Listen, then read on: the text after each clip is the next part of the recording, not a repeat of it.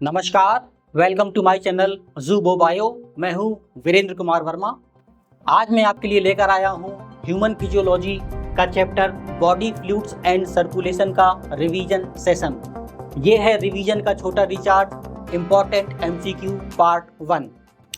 आज के हमारे लेक्चर का पहला क्वेश्चन है, find the correct descending order of percentage proportions of leucocytes in human blood. Human blood में जो WBC यानी ल्यूकोसाइट्स होती हैं उनका परसेंटेज डिसेंडिंग ऑर्डर में आपको बताना है। इसमें ए ऑप्शन दे रखा है न्यूट्रोफिल्स, बेसोफिल्स, लिम्फोसाइट्स, एसिडोफिल्स या इओसिनोफिल्स और लास्ट में मोनोसाइट्स।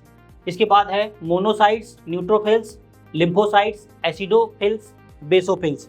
इसका सी ऑप्शन है न्यूट्रोफिल्स, लिम्फोसाइट्स, मोनोसाइट्स, एसिडोफिल्स और बेसोफिल्स। डी ऑप्शन है लिम्फोसाइट्स, एसिडोफिल्स, बेसोफिल्स, न्यूट्रोफिल्स और मोनोसाइट्स। आपने पढ़ा है जो WBC की न्यूट्रोफिल्स होती हैं वो उनका परसेंटेज 60 से 65% के बीच में होता है, यानी 60 to 65% होती है न्यूट्रोफिल्स।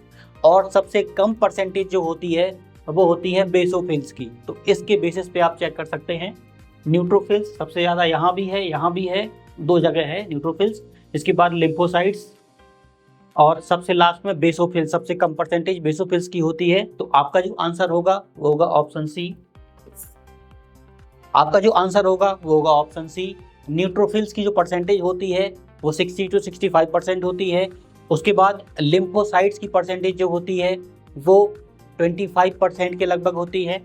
उसके बाद मोनोसाइट्स की परसेंटेज 8 to 10% होती है और एसिडोफिल्स की परसेंटेज 2 से 3% के बीच होती है और बेसोफिल्स की परसेंटेज 0.5 to 1% होती है। ब्लड के बारे में थोड़ा सा रिवीजन करा देते हैं आपका जल्दी से। Blood is a mobile connective tissue consisting of, blood जो है एक मोबाइल कनेक्टिव टिश्यू है जिसमें प्लाज्मा और ब्लड कार्पसल्स यानी फॉर्म्ड एलिमेंट्स प्रेजेंट होता है। फॉर्म्ड एलिमेंट्स में आपके 3 पार्ट होते हैं, एरिथ्रोसाइट्स जिसे RBC या रेड ब्लड कार्पसल्स कहते हैं। दूसरा है ल्यूकोसाइट्स जिसे WBC या वाइट ब्लड कार्पसल्स कहते हैं।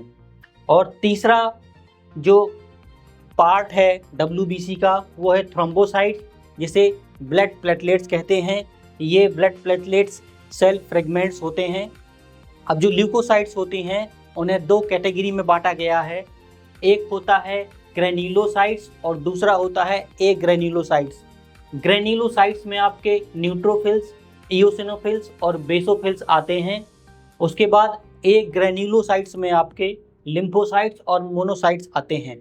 ये जो ग्रेन्युलोसाइट्स और ए ग्रेन्युलोसाइट्स है इसका डिवीज़न कैसे किया गया है, जो ग्रेन्युलोसाइट सेल्स होती हैं उसके साइटोप्लाज्म में कुछ ग्रेन्यूल्स प्रेजेंट होते हैं।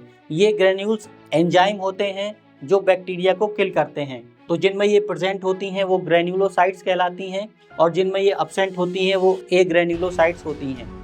जो परसेंटेज हमने बताया था उसका रिवीजन कर लेते हैं एक बार। ये WBC का डिवीज़न किया गया है। लिम्फोसाइट्स, मोनोसाइट्स, ए ग्रेन्युलोसाइट्स हैं और आपके न्यूट्रोफिल्स, बेसोफिल्स और इओसिनोफिल्स ये ग्रेन्युलोसाइट्स हैं। इसमें सबसे ज़्यादा परसेंटेज हमने बताई थी न्यूट्रोफिल्स की, 60 से 65% के बीच में ये होता है। और सबसे कम जो परसेंटेज है वो है बेसोफिल्स की, वो बेसोफिल्स 0.5 to 1% के बीच होता है।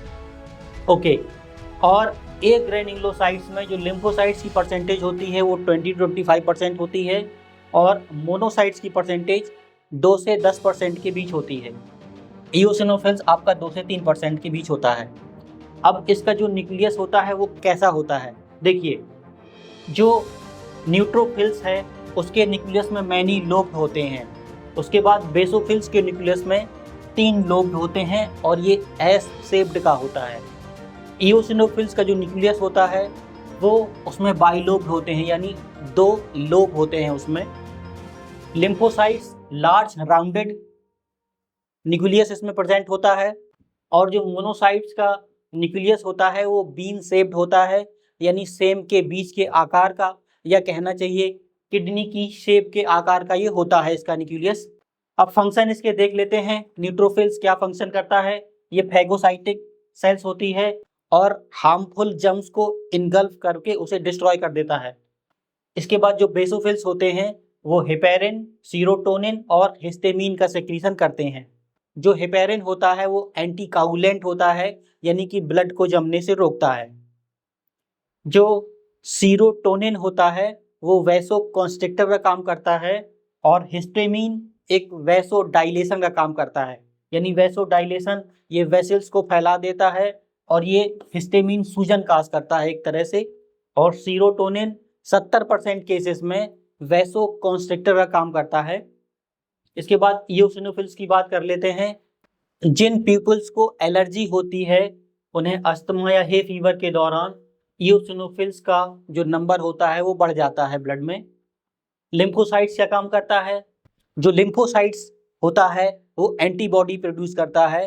दो तरह की एंटीबॉडी प्रोड्यूस करता है, बी लिम्फोसाइट्स और टी लिम्फोसाइट्स, जो कि इम्यूनिटी के लिए रिस्पॉन्सिबल होते हैं। इसके बाद मोनोसाइट्स। मोनोसाइट्स ब्लड की फैगोसाइटिक सेल्स होती हैं। ब्लड में जो बैक्टीरिया या डिब्रीज प्रेजेंट होता है उसको इनगल्फ करके ये मोनोसाइट सेल्स डिस्ट्रॉय कर देती हैं। ये इनके फिगर आप देख सकते हैं। ये एरिथ्रोसाइट्स या आरबीसी का फिगर है। जब आप इसको साइड से देखेंगे तो ये कुछ इस तरह का दिखाई देगा, बाई कॉनकेव जिसे कहते हैं, और सरफेस व्यू इसका अंडाकार होगा, सर्कुलर होगा। इसके बाद जो ए ग्रेन्युलोसाइट्स की दो कैटेगरी हमने बताई थी, लिम्फोसाइट्स और मोनोसाइट्स। लिम्फोसाइट्स का जो न्यूक्लियस था वो राउंड शेप्ड था, और मोनोसाइट्स का न्यूक्लियस बीन शेप यानी कि सेम के बीच के आकार का या किडनी के आकार का होता है। ग्रेन्युलोसाइट्स का न्यूक्लियस इस तरह से आप देख सकते हैं, ये न्यूट्रोफिल्स है। न्यूट्रोफिल्स मल्टीलोब होता है। उसके बाद बेसोफिल्स में आते हैं, तो बेसोफिल्स के न्यूक्लियस में 3 लोब होते हैं, और ये एस के आकार का होता है, एस शेप्ड होता है इसका न्यूक्लियस। इओसिनोफिल्स या इसे एसिडोफिल्स भी कहते हैं, इसका जो न्यूक्लियस होता है बाइलोब्ड होता है, यानी कि इसके न्यूक्लियस में 2 लोब होते हैं। जो प्लेटलेट्स होती हैं, आप जानते हैं प्लेटलेट्स ब्लड क्लॉटिंग में अहम भूमिका निभाती हैं। ये टूटी हुई सेल्स या सेल्स फ्रेगमेंट होते हैं। इनकी ब्लड में संख्या लगभग 1.5 लाख से 3.5 लाख पर मिलीमीटर क्यूब होती है। Study the given figure and identify the cells labelled as A, B, C and D. इस फिगर की स्टडी करके आपको जो सेल्स है वो डायग्नोस करनी है। कौन सी सेल्स है वो? ये सारी WBC सेल्स हैं। देख लेते हैं।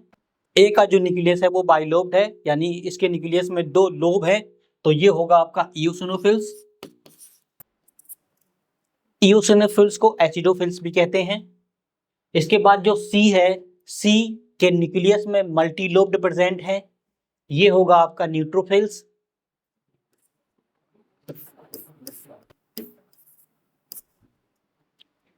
इसके बाद बी की बात कर लेते हैं।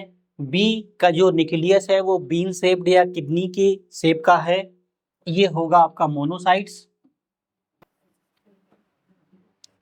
और डी का जो न्यूक्लियस है वो राउंड है, डी होगा आपका लिम्फोसाइट्स। अब इसको मैच कर लेते हैं। ए है आपका इओसिनोफिल्स, ए इओसिनोफिल्स यहाँ भी है, ए इओसिनोफिल्स और ए इओसिनोफिल्स 3 ऑप्शन में दिखा रहा है। इसके बाद बी की बात करते हैं। बी है मोनोसाइट्स। बी यहाँ पर मोनोसाइट्स है, लेकिन और कहीं मोनोसाइट्स नहीं है, बाकी भी चेक कर लेते हैं। सी है आपका न्यूट्रोफिल्स और डी है आपका लिम्फोसाइट्स। तो आपका जो आंसर होगा वो होगा ऑप्शन डी। जो ए ग्रेन्युलोसाइट्स है उसमें लिम्फोसाइट्स का जो न्यूक्लियस होता है वो राउंड शेप्ड होता है, और मोनोसाइट्स का न्यूक्लियस बीन शेप, किडनी की शेप का या सेम के बीच आकार का होता है।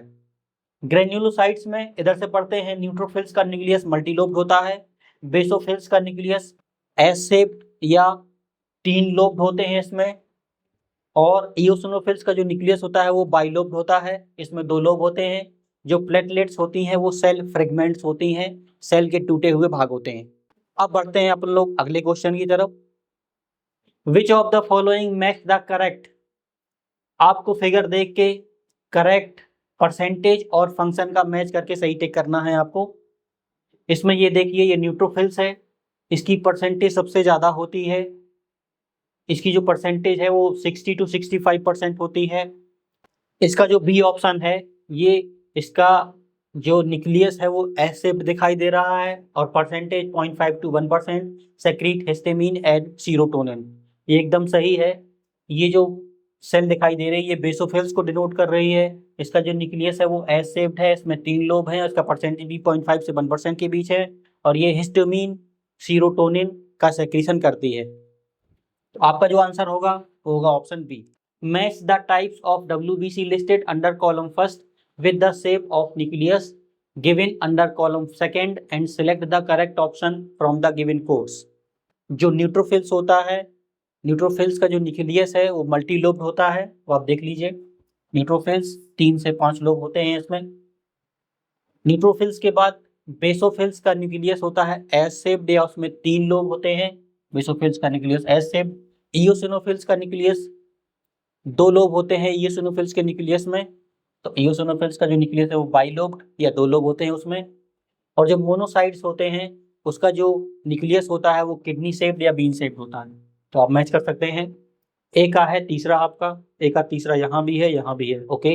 बी का है चौथा, बी का चौथा यहाँ भी भी है, ठीक है। सी का है दूसरा, सी का दूसरा यहाँ पर है और डी का पहला। तो आपका जो आंसर होगा वो होगा ऑप्शन डी। आप सभी से रिक्वेस्ट है, यदि वीडियो पसंद आया हो तो वीडियो को लाइक करें, वीडियो को शेयर करें, वीडियो के ऊपर कमेंट करें और चैनल को सब्सक्राइब करके बेल आइकन को प्रेस करना ना भूलें। Thank you, have a nice day.